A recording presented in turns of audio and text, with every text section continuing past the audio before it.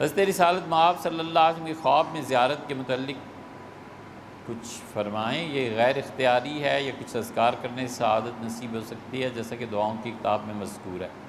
کیا یہ دعائیں مستند ہیں اور لوگوں کو بتائی جا سکتی ہیں؟ اور کیا ان کے علاوہ بھی کوئی دعا یا عمل ایسا ہے جو کہ زیارت سے مستفید فرمائے؟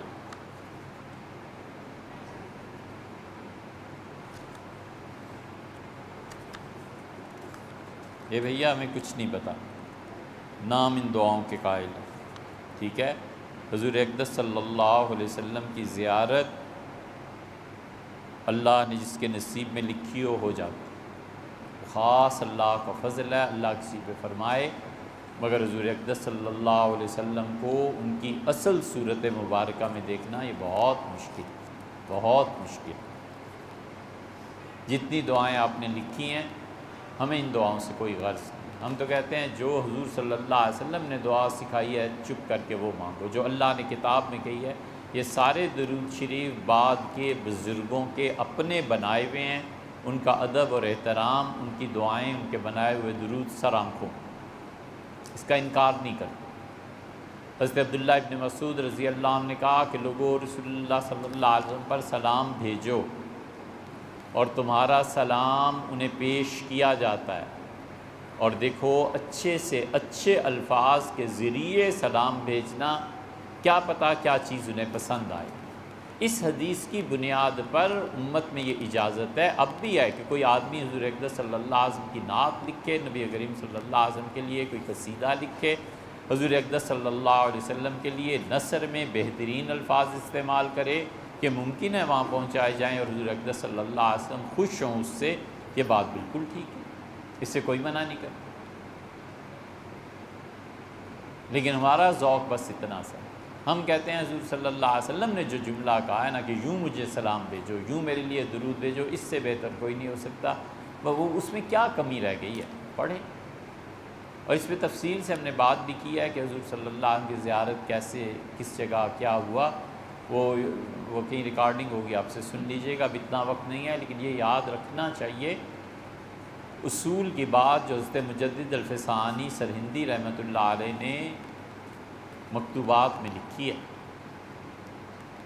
قصہ یہ ہوا ہے کہ کسی نے لکھا ہے، حضرت کو دو خطوط ہیں، الگ الگ جگہوں پہ آئے ہیں۔ کسی نے لکھا ہے کہ حضرت رسول اللہ صلی اللہ علیہ وسلم کی زیارت ہوئی اور نبی کریم صلی اللہ علیہ وسلم نے مجھ سے یہ بات کہی، اور دوسری جگہ بھی ایسی خواب نقل کی ہیں۔ حضرت مجدد رحمۃ اللہ نے اس کو دو مختلف جگہوں پہ جواب میں لکھا ہے کہ اگر خوابوں پہ ہی دین چلنے لگے اور خوابوں کی تلقین پر ہی عمل کرنا ٹھہرے تو شریعت پوری بیکار ہو جاتی ہے۔ جب شیخ میسر ہو اور اہل السنہ کے معیار پر پورا اترتا ہو تو تمہارے 100 خواب بیک جو نمی خریدیں، ایک جو اور ایک ٹکے کی برابر حیثیت نہیں رکھتے۔ جب ایک شخص موجود ہے، تم اس کی تربیت میں ہو، تمہارے خواب کیا حیثیت رکھتے ہیں؟ سیدھی طرح رہو ان کے پاس جا کے، جو وہ کہیں وہ مانو۔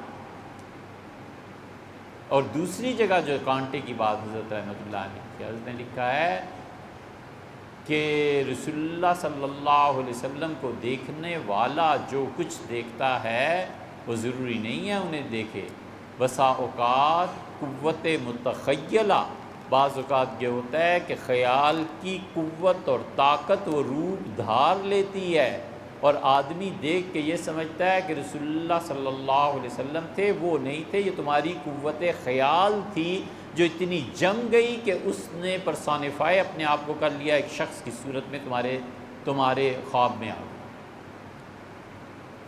بہت سے لوگ سوچتے رہتے ہیں دن کو اور رات کو وہی چیز خواب میں دیکھ لیتے، یہ تو عام انسانی زندگی میں۔ تو اس لیے رسول اللہ صلی اللہ علیہ وسلم کا دیکھنا، اس پہ امت کا خود اختلاف ہے۔ ایک آدمی رسول اللہ صلی اللہ علیہ وسلم کو کسی اور لباس میں دیکھتا ہے تو ضروری ہے اس نے رسول اللہ صلی اللہ علیہ وسلم ہی کو دیکھا ہے۔ حضرت مجدد رحمۃ اللہ کہتے ہیں محض اپنی قوت خیال کو دیکھا، اسی لیے صحابہ رضی اللہ عنہ کو کہتا تھا نا کہ ہم نے حضرت کو دیکھا ہے تو کہتے تھے شک کیسے تھے۔ عبداللہ ابن عباس رضی اللہ عنہ کے پاس ایک آدمی آیا اور اس سے کہا میں نے حضرت کی زیارت کی ہے تو فرمایا حضرت کیسے تھے؟ اس نے کہا ایسے تھے ایسے تھے ایسے تھے۔ ابن عباس رضی اللہ عنہما چپ رہے اور آخر پہ فرمایا کہ تم انہیں زندگی میں اگر دیکھ لیتے نا تو بھی تم اس سے زیادہ نہ کہہ سکتے، وہ ایسے ہی تھے، تم نے انہیں ہی دیکھا۔ یہ ہوتا ہے۔ انس ابن مالک رضی اللہ عنہ نے 10 سال رسول اللہ صلی اللہ علیہ وسلم کی خدمت کی ہے۔ یہ خدا غارت کرے حجاج ابن یوسف کو، یہ صحابہ رضی اللہ عنہ کا دشمن تھا، اور اس نے حضرت انس ابن مالک رضی اللہ عنہ کے ہاتھوں پر لوہے کی مہریں لگوا دی تھیں اور گردن پر بھی کہ حکومت کا باغی ہے، کوئی اس سے نہ ملے۔ تو حضرت انس رضی اللہ عنہ سے کون ملنے آتا؟ کوئی آتا تھا تو ہاتھ دکھاتے تھے، کہتے تھے ان دونوں ہاتھوں سے میں نے رسول اللہ صلی اللہ علیہ وسلم کی 10 سال خدمت کی ہے، اور یہ پیالہ دیکھتے ہو جو کونے میں پڑا ہے، پینے والی کوئی جائز اور حلال چیز ایسی نہیں ہے جو میں نے اس میں اپنے ہاتھوں سے انہیں نہ پلائی، اور دیکھو اب میرے ساتھ کیا ہو رہا ہے۔ کسی نے ان سے پوچھ لیا کہ انس رسول اللہ صلی اللہ علیہ وسلم کو بھی خواب میں بھی دیکھا ہے؟ انس چپ ہو گئے۔ پھر فرمایا کہ رسول اللہ صلی اللہ علیہ وسلم کے انتقال کو 60 سال ہو گئے، میں 80 برس کا ہو گیا ہوں، میں 20 سال کا تھا، 19 کا تھا جب ان کا انتقال ہوا تھا۔ اور پھر فرمایا کوئی رات بھی تو زندگی میں ایسی نہیں گزری جب میں نے انہیں نہ دیکھا، کہا کوئی رات ایسی نہیں گزری جب میں ان سے نہ ملا۔ محبتیں ہیں، تعلق ہے۔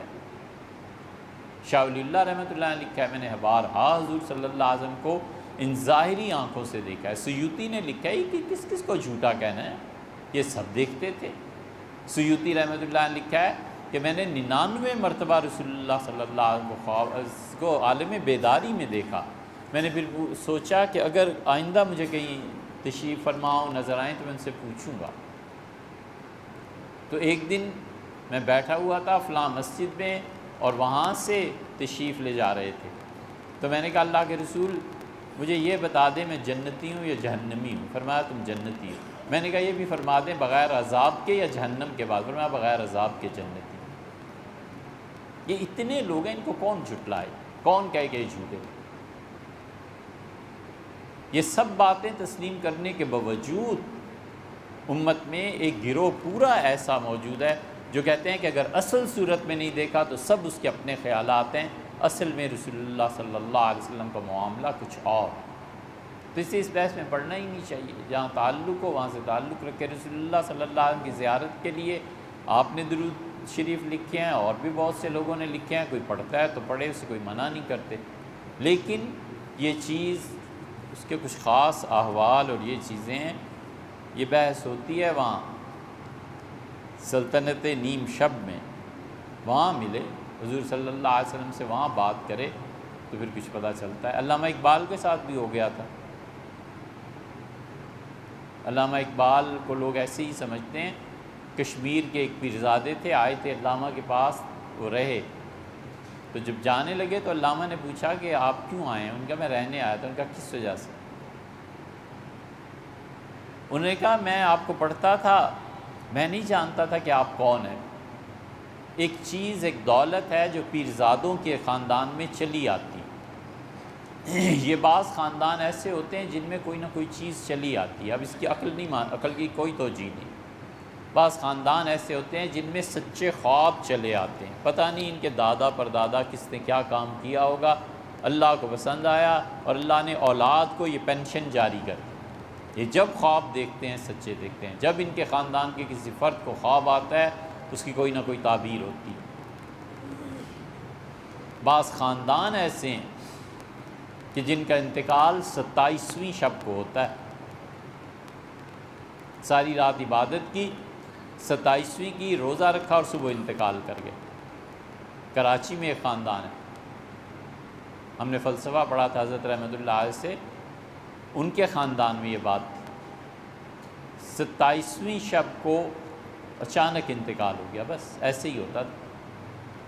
پچھلے سال رمضان میں ان کے بھائی تھے، ٹھیک ٹھاک تھے، اچانک ہارٹ اٹیک ہوا اور 27ویں کو انتقال کر گئے۔ ایک اور بھائی، اب 2 دن پہلے فون آیا کہ بھائی جان اپنا کام کر رہے تھے اور کپ کپی طاری ہو گئی اور پتہ چلا نمونیا ہو گیا اور پانی پڑ گیا ہے، کہہ رہے تھے کہ اب دیکھیں کیا ہوتا ہے۔ تو ہم ڈرے، ہم نے کہا اس مرتبہ 27ویں کو ان کی باری نہ آ جائے۔ اللہ سلامت رکھے۔ یہ ہوتا ہے بعض خاندانوں میں اللہ کی طرف سے بات ہوتی